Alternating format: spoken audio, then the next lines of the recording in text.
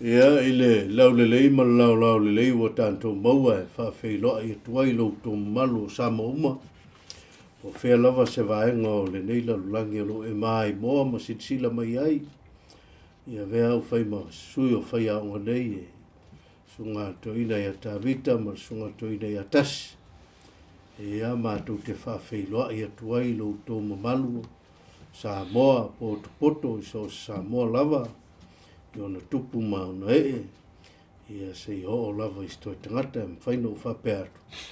Tā lofa, tā lofa lava, ta lia fia o tau tātou Lesona o wha moe moe newa yaso.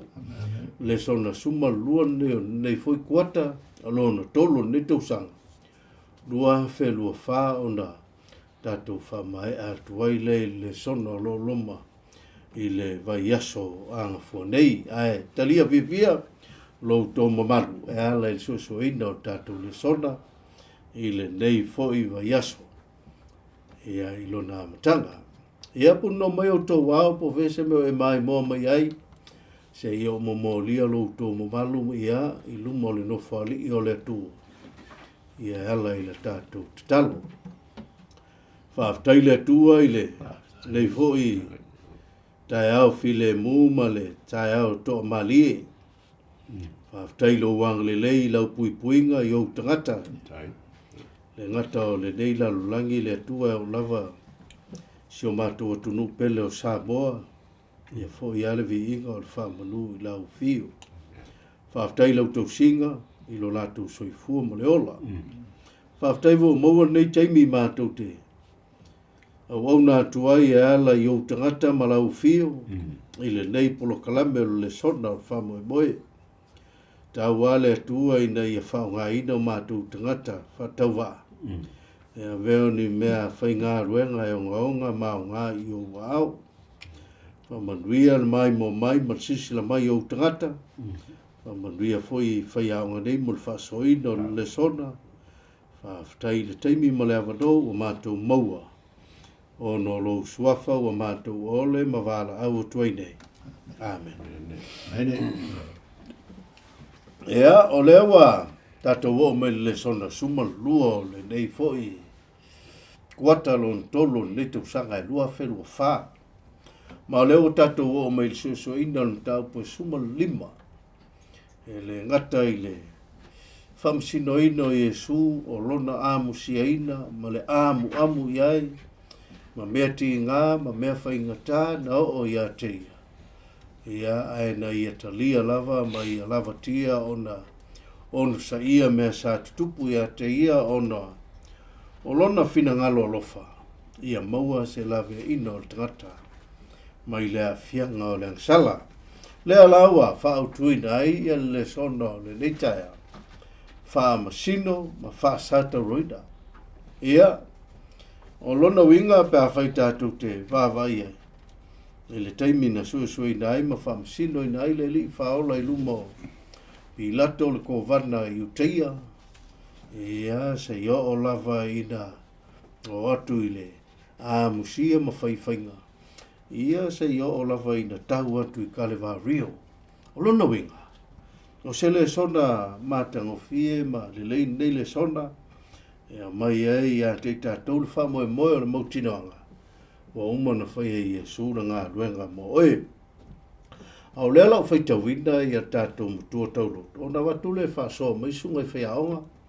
Ia mo leo tua o tātou Lesona whamsino ma Faasatauroina. Ma reko suma lima lun whai patolu suma wha. O le tuaso iwa fo iwa langa ai Iesu. Wa leo tele. Wa whape atu Eloi. Lama sapatani. O lona winga. Pe a whamatalaina lo o tuae. sea le mea we tu la fo I mai ai. Ia tia. Ia, lo sunga I whea aonga. Ia, I se lua whaafonga fo I tatum tu taulo. Ia, male au tua tatou Lesona. Lea ua tatou whaautuina, whaamsino, ma Faasatauroina. Ia, le ngata voi lea, o lea ua tatou wawa I matua. E maisa whaasoari lau sunga toina, tas. Ia mai au na watu le sunga toina, ia. Tawita, whaafitai. Whaafitai lau sunga ka ingo le kala ingo le ka ko su enga le ngei tai a fōk. Mai whaafitai le tua I rona ngani le moronga alofa. Ka ko koe sila whai ai fōi lungo pe au. Ngalo le ea e whaapea fōi lau sunga le kai a misi o le sunga ko inga ma ka ko uma. Ai aso kalu ai sa ka ko whaasoa I ngā ai le kakalo a Iesu le lunga le maunga o Ketsimane. Kalo le a Iesu lunga le maunga nga ia whaapea kwa I lok tama ai, awa le tama ai, e ke mawhai ai oe mea. Mea uma. Ia e vese le ngei ipu ia kia. Ai awangi whaia lo loto au lo whinangare. Al kai au ngei. O ka ko mori mau I ngā ai kuskusi ngā mane ko wā maka ngā whai ui uru ngā luenga whai misionare Iesu. O ngā luenga le a Iesu oe, tustusi e mareko. O lea lofa o Iesu I tangata uma le rarunaki. Ngā ngana, lanu, ese tangata uma. O mafuanga leo ngā luenga a Iesu. Lea ua lunga la sa taulo lea ua ala ngā Iesu peo nei sa paiaso lea ua tātou pau hia mai. Eloi, lama sapatani. Lalo no inga, pea whamtaleina. Lo ua tuai, sali mea ua e tu la fuai mai ai atea. Fōringa mai o se tangata ua le ai se wha moe moe. Ua le ai se tō manga. Ua le ai se mapusanga. O lunga sa taulo vai bai e whamtaranga tuaneko. O na umaloa o na malele pe alanga le ali. O na tō loa leo lana mana. O le fesili aisea. O tau nuu Iesu le tau nuu ungo lana ngā ruenga wha misionare. O uma le wha masinoina. Lea o tau Iesu I lunga le sa taulo. Lea na whai mai ai a Peteru. O te le tau suaia. Tā te o whātasi a moe o le mea te o te ai o te fo. Lea no ai tā mai tō lua. A whātulo malo o au le leisi au tū, au le leisi au tū. Whea o iai. Ina ua whāmasino ina Iesu ma taita ina Iesu e ave e Faasatauro ma Faasala. E maritus tinga mane ko wale ai masesi. Ai masisi. Fea Peteru lea na whaamana na pēr. Wale ai. O whaafiti. A se fea au whaapitofo I mo tātou. Ia se tātou fo tari atu. O lea se whaamoe mo lou. Tangata soifua mo lou tangata ola. Ile ngā ruenga whaamisionare ke riso whai mo tātou. Ia se whaapopo atu le vaenga leo tātou. Lesona leo sunga te tai. After le whaasoa lau sunga toina le ua amata la tala I tatou Lesona. Ia, e se whaasoa lau sunga toina tawita. Whalau tele I le vaenga au tua tatou Lesona man tua taulo. E pe o le matua nau te talo Iesu. Tangi. Le tia mai le salamo o elu sulu le tatou susuina. E pe le tā ua le sunga I atasi. O matua tu wā Iesu e ona so. O le ai ana seisi. O lunga Faasatauro I ala sisi la mailon tama. Pe fōringa o tū la fo ina la mana o Iesu. Whamaila le salamo le lua. Mo lima. Mai lo ua tuwai. Se a ele mea ua e tū la fo ina mai ai a tea. E tau mamao ma lo ufa o la tanga o upu fo I o lo whaatai o. Ma whapurua lo ua tuwai o te wala au I a te oile au. Ai te le whaafonga mai. A toa fo I male po ua o le mapu lava. O pe tolu a oe e pa ia oe o lo e ti i vi ingo a Israel. Na whaaturutua ia te oe o mātou tamā. Ma lātou whaaturutua o e la vea i fo ia te i lātou. E pui lima, lātou alalanga atu ia te oe. O na lawe ina i lea o i lātou, o lātou whaaturutua ia te oe. O na le whaamaina lea o i lātou. Mātou lia ne o mola ke te se mani. Ia, tau whai loa ia, tangata lea na a vea ia Yesu o tai o to i ina o tau whai ave Yesu ea, whaamasipo. Ia ava tua mo ave tangata o ana o le ex-hypers, o tangata matua, o le osi tauranga o ave mo moi. O tau whai lau fo ilea ia, te tope ia, whaamasinonga Yesu, ia o mai a ana ave ia kaiafa. Ia, kaiafa ave ia fo ia Pilato. Ia Pilato ia Herod. E toi wha fo i ai. Ia Pilato le i le laungo lona. E fo ringa mai o se matua soli tu la fono la wana whai e Yesu. E pete i ane. Ia, e le i wha vai lava Yesu o no le whalo tanga o ai. Kākou. Pera la tawa ai ana i le Lesona. E ngata ngā lurue ia tai hoi lea ma. O le karesi e ave Yesu ma foi ma tua ina ta usava Yesu e le fu fa popo to me Pilato ia ia e fa ftai le vai nga a Josefa le arma tai le na fai ui o tatu le so fa ftai alo o le sile vai nga ta u ka ko va vai le tatalo le o me ka o il me ka o tinga ma fua inga langa ile ku inga langa le pi folinga mai a wa ko ale fai Yesu ya elanga sa fa lango long ka mal kalo yo le si va na ta u le me ta ku ke va vai ya ole ke le o nga ru nga fai ale ele yo ele fa pe fa ko a ma fa le venga nga wo sa ka o le ngā maka mai ai le amsianga, su enga ka ngā whai ai, ma amua munga se i o ngā whamasingo waku iko e mai, o lea ngā makua i kofo aleri i mawkianga. Ai sea, o le fisili, o kako, o le kangakangsa, le ala kako wawa ilo. Le ala kako o mai lo le fisili le whai upo e lua. Le fisili o ila le a kangakangi o ilako. Ia fisili le au tu le sonfu e uloias o le tupu tangata iutei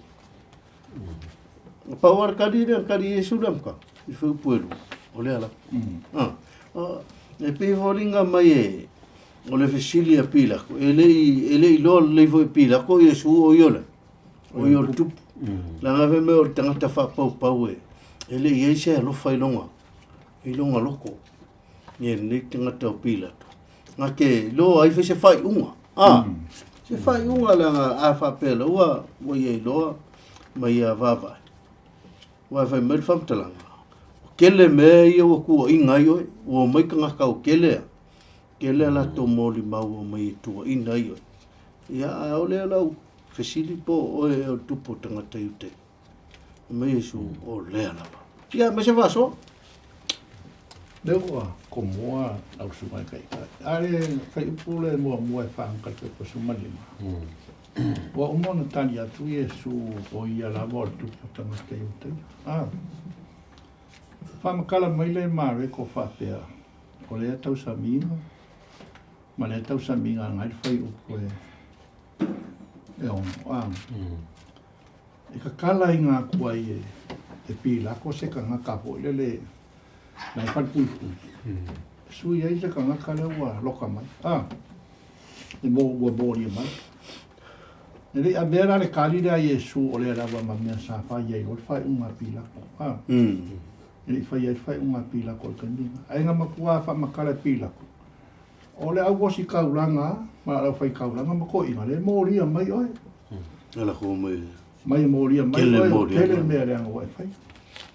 A le su a koe pila ko. Ia masemia. Ai masemia. Le pai mai pai upule. Sa fuluma le rima o ke whai kau inga wha. Pai pa suma fa, mai ona fai atu leo Pilato ia te lato. Sa foi se mea le anga ua fai. Vai ni to. A ua tili ai ona lato ala langa. Ina Faasatauroina ia te ia. O upu ia akangakanga, akali vai ai Pilako. Pilako ua whaamasingo Yesu, lei ma se me moria Yesu, ila mawhau ma le whaamasingo Pilako. O ngā haru lore Pilako whesire lungu, sa se mea moria ai kangakanga. Lei se mea. Lei se mea, o le whesire la, o lale kali e kauka kali mai ia ko inga male awa skaura. Lei kala yo. E kaunga kali mai, ka kala, e sao, reise se, ai kari la ori mai. Ina Faasatauroina ia te ia. Ole mea ua lewa nga whawhau. I sa men. Voi le whai mea whai au o ngā Yesu, whai wā venga e kaupule pule la wali ia e sua se mea whasoke Yesu. Lea la ua mau. Lea la whai mai whangasino, e lei se mea salai. Ai whai mai i ngā whasioki ia, tā kua se nganga sa. Faasakauro. Faasakauro. O le wheau le mori mai a kākou. O le soifuanga ma le laulangi le soifua mo wolai. E ana ngā kupu mei o kākou loko. O mea ua lewa o ngā whawhau. Mea ua lewa ngā e sa unge whai se ka ngā ka o lo whai oe mo la ko whiri. Ia pe whai fo se ka ngā ka o le whai mo whiri. E whawhau se mea e mo ria. Peila le mea na. Whai mai pi la ko sea se mea. Ai whai mai kari la wari ia. Faasatau, whai kau role mai whai pasuli mai whau mai se mga. Ua loto Pilato e Faasatauroina. Ua loto Pilato e whaaloto malie i le motu o tangata. Ia te tara ina atu ai pārapa ia te latou. Ua uma, ona sasaina o Yesu e ia. Ona ia tu ina atu lea o ia Faasatauroina. Te sila re mea kua kouloa, kale pepero ni kanga kau Pilato. Fesiri, teise mea. Kali le ngu Faasakau. Ngo forom whaaloko, whaamalie mga o lehu. Whaamalie whaapewhia, are whai mai. Nga ngofo masasa. E le ku ngua kua Yesu e Faasakau. E whai mai nga ngofo masasa Yesu. Ai sea, ono ole makau a male i kau kanaka. I le ngā luenga mata ngofie. Ka penga e leri. E le oiloa e la wali ian pila. O le ngā luenga le whai e Yesu. O le ngā luenga mō lako. Ia whaora inga nako. Ia la vea inga hoi kako. E ana i le ngā luenga o saunga Yesu. Tis whakapukua vana ka koresu. Mai, ka ua mele wa saunga sunga tui. Wa whaamalie le motu tangata. Ai ku ule me sa kong whai. Whai te whai o sa. Sikai me, ka ku kei loa le me sa o e whai e. Ka ku le whai e whaamalie le ngaka.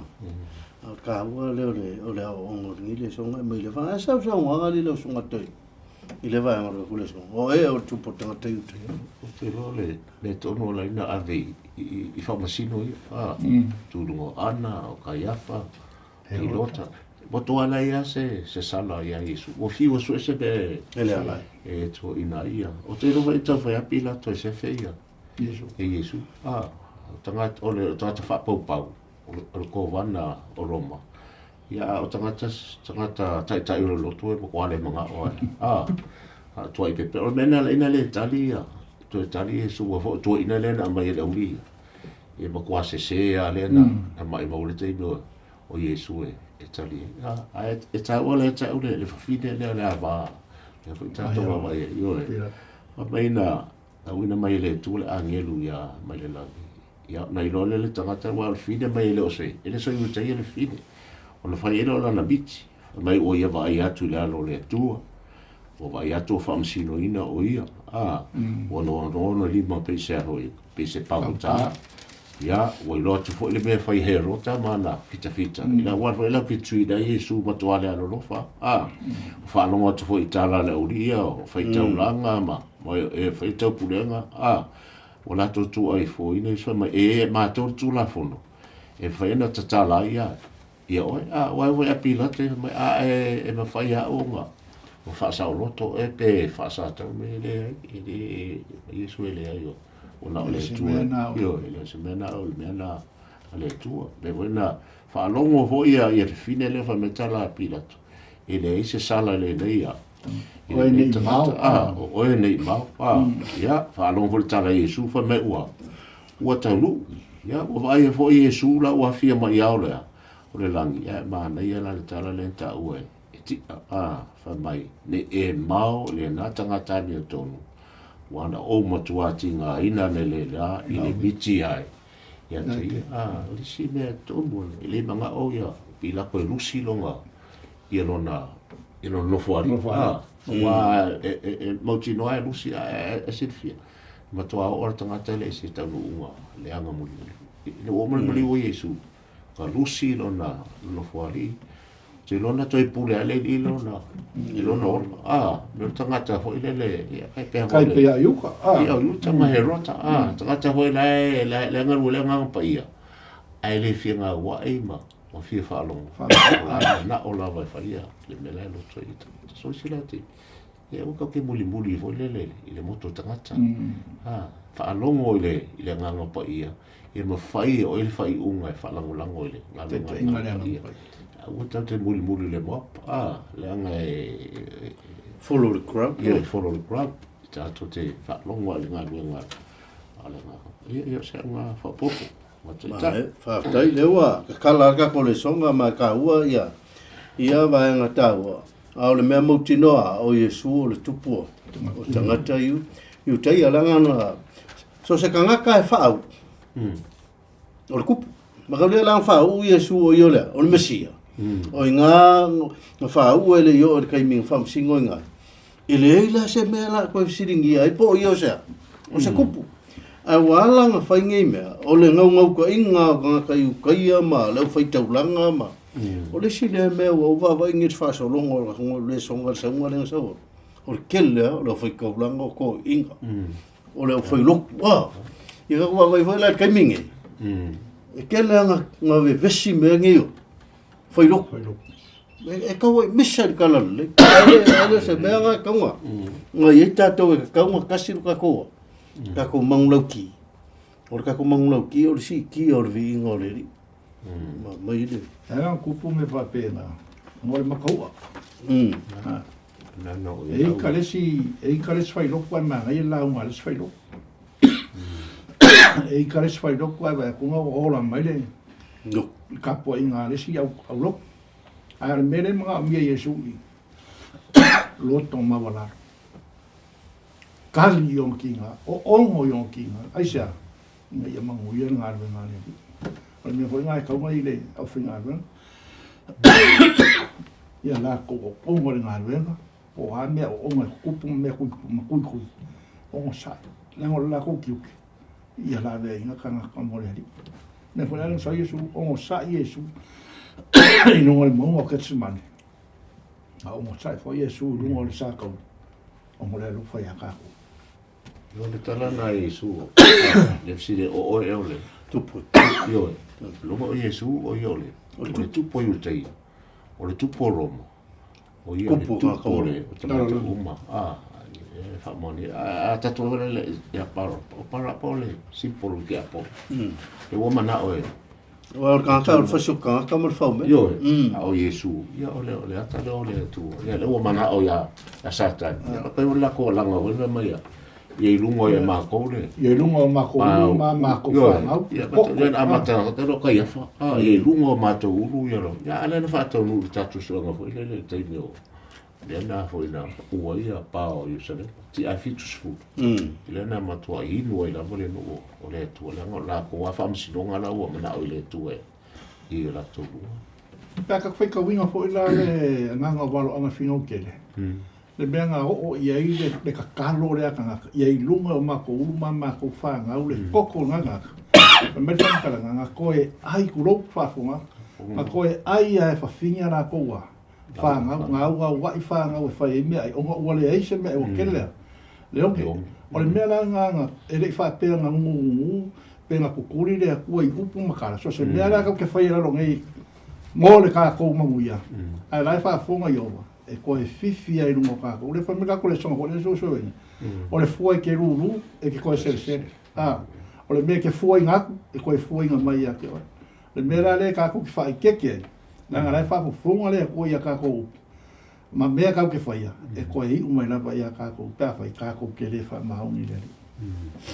Ea, leo kākou se e mai e tato le sona i le vaenga leo le tālofa i le tupo tangata iuteia. Ea, o ongi kala ia e le ongi kala e wha maungi ngi langonga. Whai kakai. Pinkala hui le wha mua. Pinkala hui le hui le wha ulaula i le ri ima. Ia wa whai mai o le keimi le hanga o le mea whai, leo whai kau. Mai o sai a mo ki o waka mo o whao ma me le. Ai whai ile me sasa i le. So, kia mga ngā le mea whai le di whao. E siri wunga ki ngā le mea o le mawhau ngā. E muringa le pai o le Ameriking. Ngā e lo le a fia le. O le mawhau kala ma kau e munga mai ia. E le whala e whai pem whai ngā. E wala orang kamo e lia, pesa u e lia. O puhe ia ma whai whai. O lea ua ngā kau awe le ri o sit. Ki ngā inga tino, ki ngā inga le mawhau. Longo winga kau mai, ngā mai a ko le ri mo kako. Ia e whasoa mai au lusunga i toi. Pe kau inga whai upu le sufiku e ngai lusfu. Wa perong whai kau inga. Na la tau wha ofu le ia te ia i le ofu pauti. Ma la tau tata ai la au tui tui, whai ia i le pale. Ua wha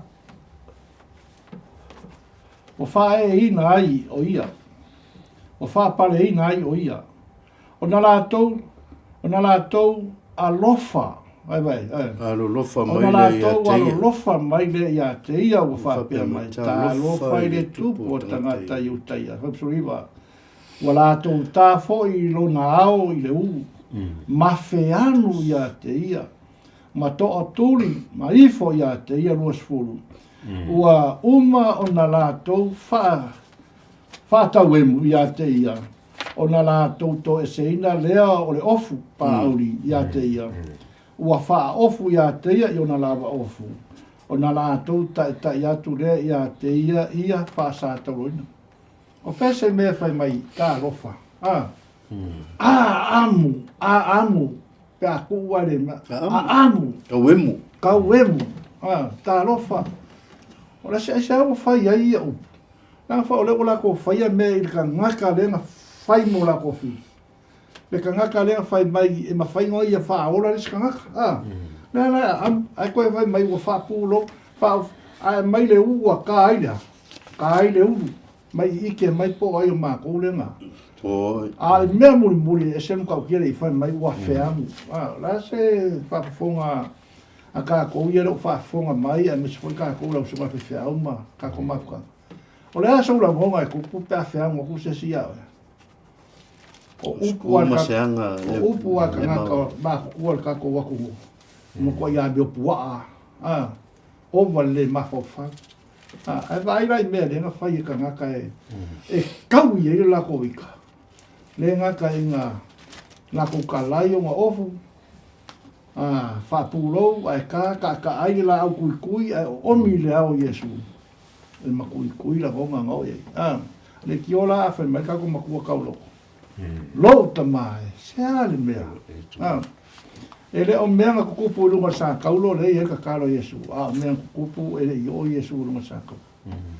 Ku la fwai. Ai sea. O le matau alava ma le roto ti ngā. O le tala le ia Yesu e sawa ai ngai kako. Le whai mai Yesu e ingosia ma ku la fwai inga o koe kaka. Onga o lou i moa. O se kai mea rai kau ke whai eri mea lenu kako wha maongi i rari. Ingosia kako. Onga o le tala le ia Yesu. Malana whaotana. Ea, whaftai leo wa mangingo ama. Alau te letu i al wha soina tatu Lesona e pe ona iai. Ia, au lea, me sau whapopori lau sunga al whaiao ta vitai. Le vivaenga kako Lesona. Ta lofa i tupu tangata i uti. Te roa ta lofa i le alo le tua. Tua whaalu maina e ni tangata. Te foi a tautala i a isai ala i lima tolu. I valo anga whatau poponga Yesu. Foi tolu ma le whale la foi tau tua. Mai ua inosia ma tula foina o ia tangata.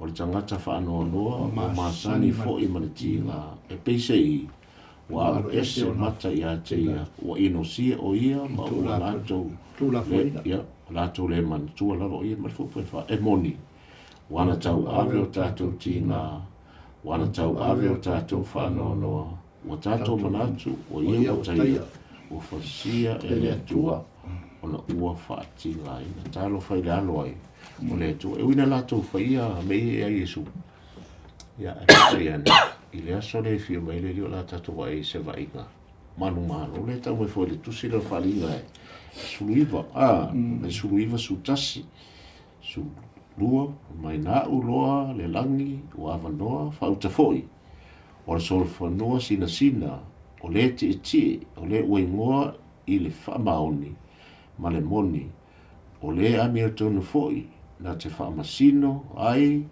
ma tau ai ma tau wele taua mai wha poe sulua o pei o le mumu o le afi o le fonga o le foi pale li e tele o ia te ia le suafa o tusia e leilo e se tasi o na o ia lava o ana ofu foi o ia i le ofu fui i le o fui le toto o faa suafa ina o ia o le lo kou o le tua so e uta wala na lato fai tu lang le ia Yesu e peta ian ya le aso le la afio mai Yesu o le tua manu malo ya la o foi o ia o fusina ya se vai na silina ona tau lunga la le imana o Yesu e fo ima tinga na mo tua to poponga ya lo ia manu ia o saudi ile tua mo ia mtato sa ko ko ba ngala ti tale la su man kai ka fai pule li mo la isa ia li mo tolu le nga fai ka ma su ko ya mai o manu o ia ona o tato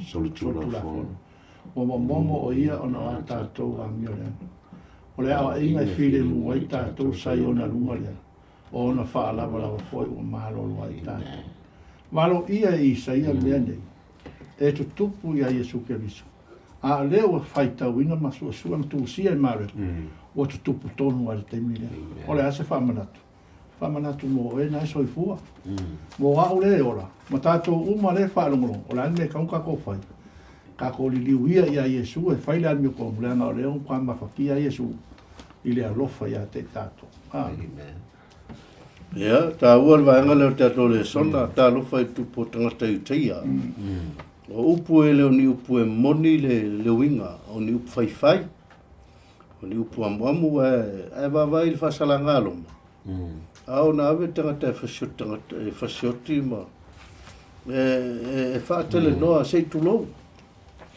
ave mai e leo se e le fie i tangata i uteia e le ku fai ukeia bai la le whamkalanga ka kole songa o ngala kou ave se leo i pauti ave i lava ona ofu au mea mai o la e valo ia mai lako ke whaia fui le vilile i on ofu nga ka ua la mele o ngi veka ko ngi se amu i le ri mar kala le ka ko ke fai le o le ula ngi le ri ni skai pe ele kala le o se me ula i kanga e ka alo i fin alo le ku au ka alo i fin alo le ri ia ka ua ia tatou Lesona pe o poles ka kala sunga kai fa nga kwa na sa o pa ko ina o ka kala kiki le tu ka kala kiki ka o ka kala kiki ile ri o ko fa nga malu ko to ina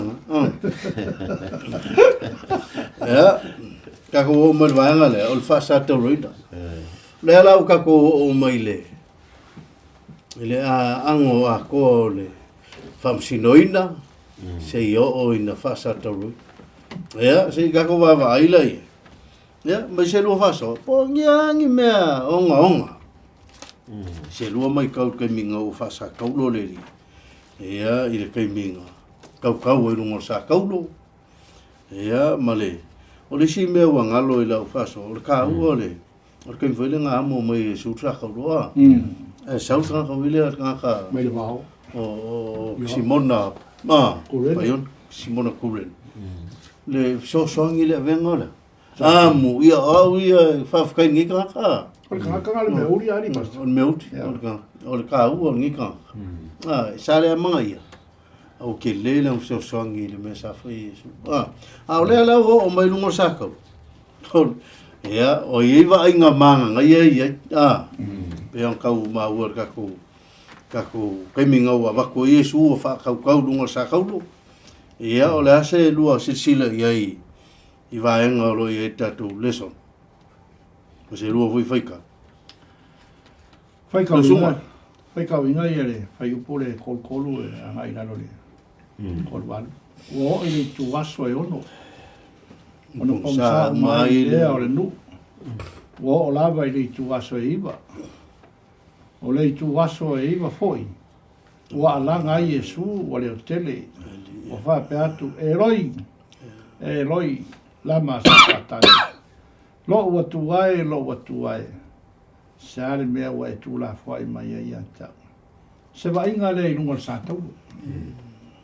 Wa inga ngātango fia i le wa inga tangata o le lalolaki. Wa la ko fia ma alalanga. Pei o ma alalanga le wala au mea pilako. O ai se kasi o ke kalai ngako. Ai la ko alalanga ako. Ka kala mai le wha mea ma le whasioka ngaka. Ai ngongo kia ma whaasala ia. Le eise sala. O le whesiri, oi la le kankale a whasioka ngaka ma le wha mea. Pangka hore ngoa parapa. Ai vai e le me fai kako. Mga fa sa lo kol kan kale ana. Ai pe foi la me le fai kako ya so ya ka ki o ka ko se singa i fal pui. Fa me se fam kala ngas kasio kanga. So ko vai se kale siari e lo kole mi ole nga e o wasi ma ve me alo. Ala lo kole ole solo el kula fo. O le wheaura lea mai mō kāko. E kā ua kele i le kangaka ami o le anga, kangaka ami o le anga. Nā le whai mai ka kala mai pā rapa. Ai whaasā kaulo Yesu. O le aka inga e kau mea kāko. Ia rela ua kau Yesu nunga sā tau whai kau pule kōsu mal kōru. Mal kōsu mal wha. A fai prai kosu malima fai mai, ua whaalongo ai disi o e na tutu mai. Na la tau whaapea ni ai lea whauta o loo wala au atu o ia Elia. Mai on mamoi mai lole o le tasi ua fui leo momi i le vine e ta. Ma tu i lunga i le pito la au. Ne wha inu ia te ia. Ua wha pe atu. Tu pe ia. Se tātou wā ai, pēsau e Elia, e awe ifo i ateia. Le ngana tangata whaua lunga ma le whaasau sili. Le aise alofa, kok sili whia kai ninge i kanga ka olo langi liu kako i eli. Mo le aise alofa. Mo le aise wā whea wakai. Mo le aise wā whewha alo ai. Wa le iloa le kangaka longa wā whea ngai ma le siong uso. Wala i loa ka ngaka longa wā whea ngai ma au ngā mala whai ngā renga lea kua. Wala i loa ka mai kiki longa wā whea kai molong ka mā molong ki ngā. O le akale ka umea ka koule soifuanga le ke soifua mo wai. Wa alu esel ma malu leo le kua sa i o ka koka ngaka. O le alma malu. O le whea wakai, whe wha alo aloai, ma le alofa wha maungi o le kasi. Kua vese. A ne ka ke loa i lunga le kako le songa le sosoi ni. Wa lia liai o lako upu. Ma lako ino ako lia li whao. A le ilo o le masia le mo kako. Ia, se whea au le whapo pa koe wainga kako le songa. Ua wha sa kaulo inga Yesu ma beia kako vai lunga sa kaulo. Ai alanga Yesu. La e kau wemu aku maula aku ai alanga Yesu. Lo tamae. Sāle mea wai kula kwa ina ia kia. Whaalinga ngal whea mo kako le momo le alfina ngalo Yesu. E pere fai se au pere lau sungari ka vika. Pere kanga uma le laro lapi. I le fina ngalo fai tua tasi o le atu. E se le onga le whasakolo ingo le ri. La ua ki ngā inga le kauka. A wāu mele o tongiola. Fai kei mo Israelu. E ka pēne mangu whakawe fai tongiola le atonement. Ar kongiola le fai Yesu. Me kongo ale ka ola e maure ola. La i le mangava na ke ma. Ai wa kan ka fai mele anga ma. Lua o lisi au wawa i le tule. le kau i le kau ngui wa lo nga volta di lui le vai mai to faina foi vai sa fitus fu ia ole koluma le kasi vai sa e longa afa ia fa muta ina ia tau ia taulanga ma ia so faiso le kau ngu kusa le fa maongi o pola kuspa ia ma va lo nga kuspa le mo foi po consuma le va na le ke ona sa do ainda le ia pui o le mal wa mata ifo ilunga o lava ila o le meanga ka mai o fa mukaia le ko ise ka ulanga alu se avele o le sile ka o le maliua le fa sa ka lo ingo yesu o le ko ki nga pa ola nga nga fai asse ko kulim sal mo le o le sile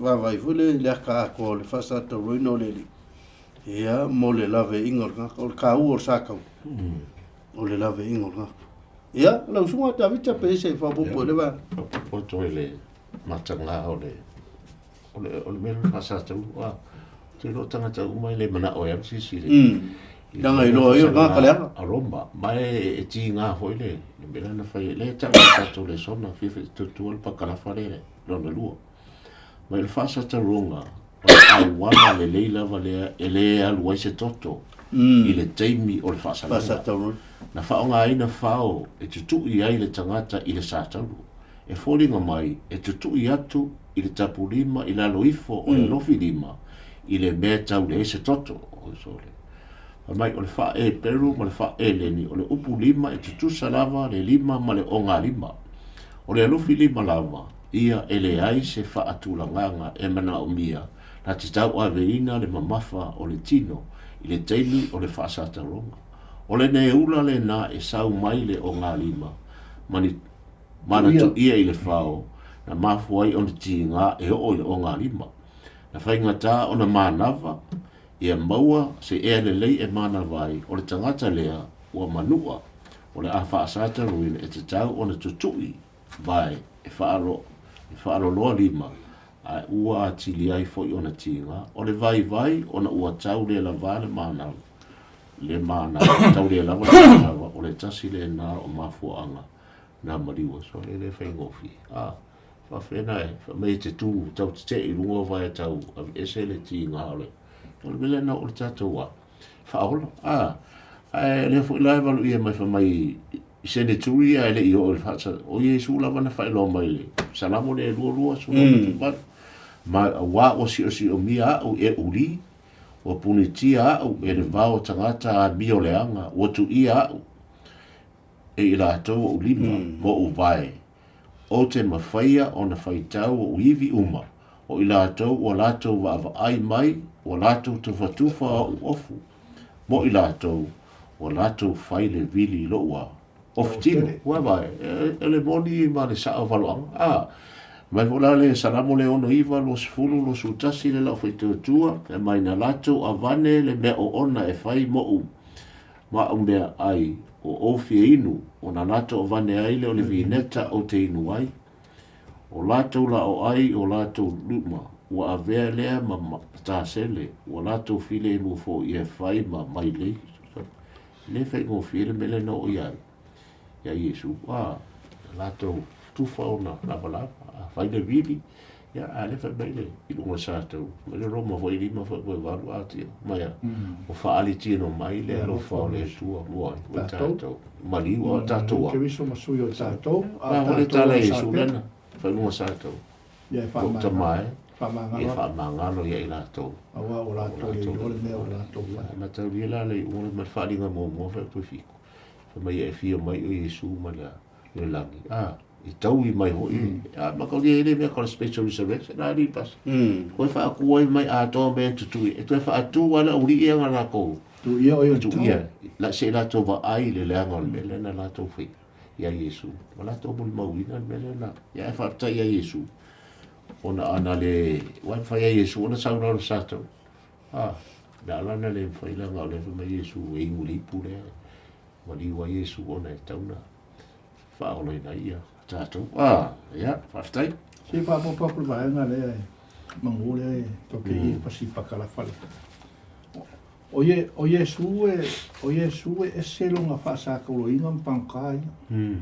Pangkai nga sai eri kuia. Nga sai. Ale fai mai ao nga koi nga oki o lande fai ka ngauwi vai. Ka ngauwi.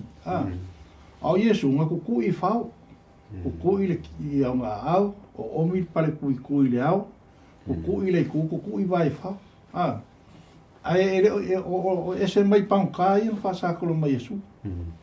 O le ka ngai ka mea ka kou. Nga esa le maliu wa Yesu. E wha mangaku mea ka kou le yoang e koulu pai pasuma le ongo. A wau wha pea lava o ngā lofa mai o le akua. Le lalu. Wau mai e no nā pele totas. Ina ia le whano se tas e wha. O tua ia ke. E ese mai lai Faasatauroina Yesu. Faasatauroina pangkai. E te whai whitauna nei le ngango waro a. Ke mau ai wha mitalanga na. Nga kusi, nga kui Yesu i wha. Ala wali, sai mai. Ya, ke lo le wa. Lo ke le voi le va ngon tato Lesona le tato o mai le. Va nga le tato Lesona. Wa tu la fo ina ele tu. Ya, pe la wala le ka ko mai ka winga le kanga ka ko Lesona. Le alanga le nga Yesu i lungo sato. Lo to mai e loi lo to mai. Sa ele meu e tu la fo ina mai ia te. Ya. Ola se lo fa so ile me o ku la fo ile ku lo akari. Te mai se lo fa so. Fai pure koluiva Ole tai o to se lau. Mantu watu I luma, Iona luma. Wairoa e ia ua wha pea ona alanga o ia. Ona o le ilana ona tō lea o lana manawa. Ua wha pea atu, ona wha pea atu lea o ia. E moni o le alo o le atua le neia. Le nei tangata. Kakale al kai au le al ko se lau le sa maka. I koe kaimi o Yesu. Nga ia I loa le kaimi nga ko alba ngava Yesu. Inga ua mae alanga. A mai fasili a fefia. Nga kula fua I e le atua longa kari. Ole kari, e rea. E le tu la fua I e le atua. Sa whaatasi I le atua I le polonga ma maftianga o lona tari. Sa la mafakia whakasi. Sa mafakia whakasi. Sa la longa ki ngā le la ngaluanga. O ngole la finga ngalo kukasi. Ia aua lava I whango se kasi. Ia maua tangata uma, le ola e whaapa. O le whe au whapikoanga o le ngei le songa. E le fina ngalo Yesu e mau se soi fuas kasi. Ai fina ngalo Yesu ia lawe ingal ka ngaka mai le loko le angsala. O le ale kua inga angsala la iei. A le o iei o makinga. O le ka mai o le sei. O le sasa ai saul sei ma maia. Le sasa ma maia ango. O le omi o le pale kala I le au. Ai pasi mai koko. O le loko ngā o le alofo Yesu. O le aki o le whao I lima ma vai o Yesu. O le aka le ngā o le aki o le alofo o le akua I o kākukanga. A le kui o le kā o le ku pasaa mai le koko koe sau mo le vai. Le whamanga longa ngā Yesu mo kāko. So se kai meana kau ki hoa ia Yesu mo kāko loko vā ua lalo o kāko salmo. E whamanga longa kāko. Le whamai le ianga mo mua le ianga mo mua whau pei vāri. A whai tātou te whaali a kāko ngasala. Whamaongia o ia mare ami o kongo e whamanga lo kāko ngasala. Whamama mea kāko ia ni o le kongo mana. O le aka ngā o le akua. Ma kula fwai e le akua lo ngā kari, o le kari e le ai. Sa I ai whaatasi le atua ma lo ngā kari. O ma o le pele o kāko I lo ngā whina ngā. Mai lua koni te lima roa tasi a basa. Mai wa o ia na le ilo le ngasala. Whaia le o ia ma ngasala. O le suia I tātou. Ina ia ve I tātou mami o tonu. A le tua ia. E tātou I whaia ngasala e. Whae e umailunga ai. Yesu. Mai luka mo mua. A iane mo modu iwa. Whauta te mai mamo e le tua. Te avesi. Te avesi a ngasala. Ngata tātou.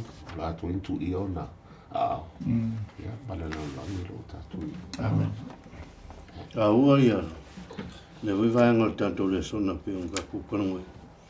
O le taua e tala tangata wele si tangata longlonga atu taua wele tuan nesa. Mai tala tangata le tuan nesa. E kasi sako. Ala e lua ia kangaka la ilanga whamtana. Ai pela o sa nguanga sunga toina. Kusa ala e ama, kusa o leanga maliu e ama lea kua wele. Kusa le o tala tangata. Ka hua la vaenga lor ka kuleson. Wa me uma whakingo Yesu, kang whakingo na. Pela whakaikaika. A whinga papkiso Yesu. E kang hoionga. Papkiso ka. Nga uiri kang kai papkiso ka. Mai o le whakusa o Elia o le aka le o le o Ioane i lana ngā ruenga. Le ngā langa i keu ia le. Le ala o le ri. O le kaku kiu ke whaile ngā. E le ngatai lea. Mai kaimi ngā vairua inga ia le langi. O le aka ngā o le vairua inga o le. O le ie pui, o le ale uinga, o le maliu Yesu. E le kula fo inga e le tua. Ai o le ngā ruenga ngā sau Yesu. E whai ia le whina ngaloa. O nonga ma. Awa angale loko na ia le kua. Le loko i Yesu. E le se lawe inga o te ngata soifua. Ia o le si mea kau. E mairkala Yesu. O lo o tali pelena. O te fia tele ye. Mea ngai ka o mai ye. So se kangaka e muli e whai e whinga ngalo le kua. E fi i le kua ri. Le kia la le peru e suka si upu ono. A whai e le eise whaku kua i so auto. E le mwhinga fia mai o ia. Wa e te tau na tātou taton. O lo o soifua le kua. Longa winga o Yesu. E le iawe sea mai longa mawhauwhau. O le muli mai long ka mai ia se ia o lava inga fucking inga tiu te le lau ka kasi vai nga ka wala sunga ka ia man ko foi sa e fa ma mi mal mere sa i fa kasi Yesu malong ka mai sa ka ke bel papki songa Yesu sa ia foi mane tu a fa benga fa va mo inga le lang ma ai le nga pa io fa pepe o serupe a si fo fonga mai le lang o fa pe mai o lo watali pe le ka nga ka ma ka ko e iei whaatasi ale atua malona tali i le ala o le whaatang mo tangata. Ea, ia le li. Le lau kako o mai le vaenga mulu te ato Lesona. Ta oto e malolo. Ea, kako ke fisili le arkaimi. O le alaso. O le afo se taunu unga o le ka oko ma le malolo Yesu. Sei, mai se lu vaso. Ua ka oko nge Yesu le whamkala mai le whaalua ngai naro le whawhiku. Le whapea mai ua aluane a Iosefa le almataia. O le tasi whai pule sili o ia foi sa whakaritali le malo le atua. Na whamalosi o ia o nā luatu i a Pilato. Whaano i atu aile tino o Yesu. O na ofo le o Pilato ina ua vave maliu o ia. Wana wala au atu foi i le taitai o le tose lau. Ma fesili atu i ai. Po ua lewa o na maliu. Ua iloa e ia i le taitai o le tose lau. O na abatu ai lea o le tino i a Iosefa. Nela la fai kaumar fai upure e a foi ngei e wha lima. Mai na tau lia foi e ia le i e lino. Wa ave i foi a te ia. Na au i ai lea i le i e lino. Ma tu i foi a te ia le tunga mau. Na foi le papa. Na furi ane foi le maa. Na furi ai foi le maa i le ngutu o le tunga mau. Lea kare kau mai a ka kou. Lea ua malo lo Yesu le kunga mau. Onga o le ngā luenga. Ale fai pule. O le tangata sa whaatalitali i le malo le atu. Sa whaakali fo i langa ngā luenga muli fai. O le amaila o le tino maliu o Yesu ea. O fisi le awha i lau so o le. Whea e lau ali ia ngā lako ngā lupui. Lea ia matesi. Ale maanga ia la kale ia lingo la lea whai mai ngā lako ave esema. Le ia lingo la lea whai mai ngā kakau e lea. Ngā kakau e le kankale o se whale anu taia.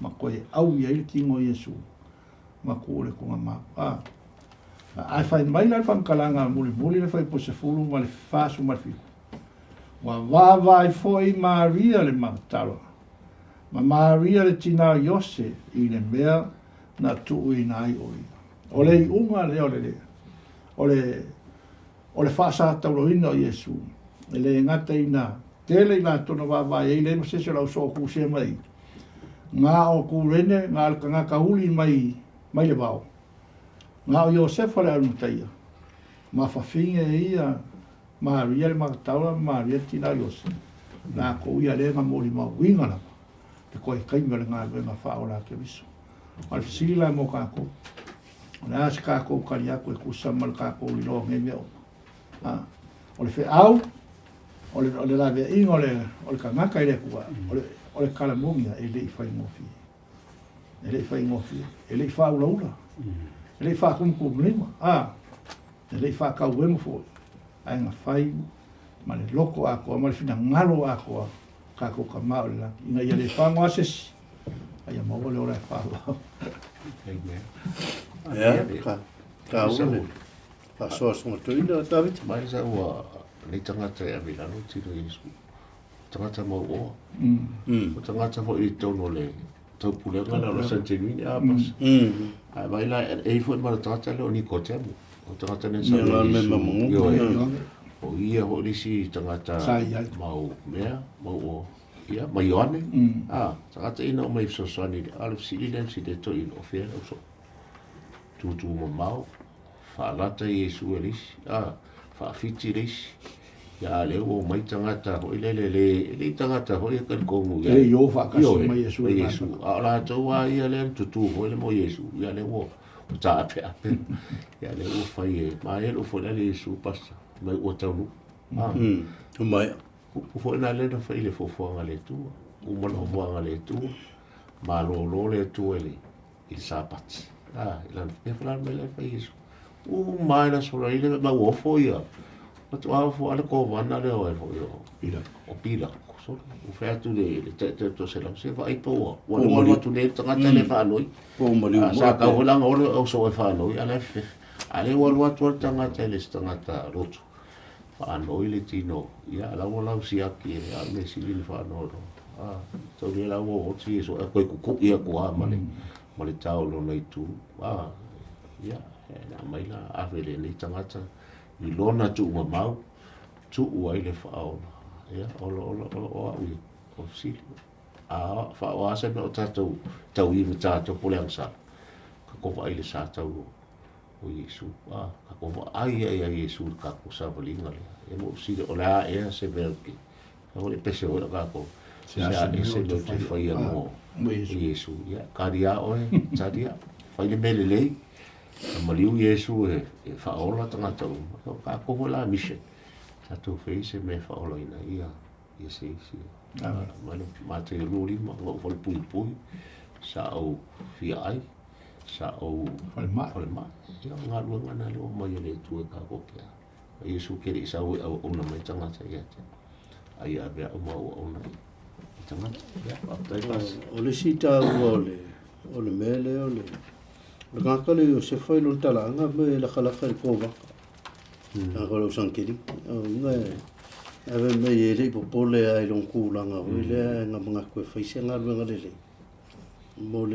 mo Yesu e fa ka me foi le ka Lesona le nga vai ile fine foi le nga no ko mlang swau e fai le me le mo Yesu ka ua ia le Lesona niskai e ngalo ia kaku ko a fai angi mele a woki lo e ka vai ngi e ngalo nga fai fingi man ngalo nga fai kanga kai le ma fa winga la ko ke fai angi mele le wa le ma fa winga se se lo ku ia o wa o fe mel fam talango le so no nga kal ngi o yo se fai la tala tai ko vata yo no winga san de lingi piko lunga a tanga ta ma ai nga fa lo ngia ai le popole a yonkiuki pe ke wa musia ia le lofua kangu ngaka le ingosia ai nga mga kor kai mira fe se mele is kai mi ke le mga ia iris ngaka Au kanga kau hanga.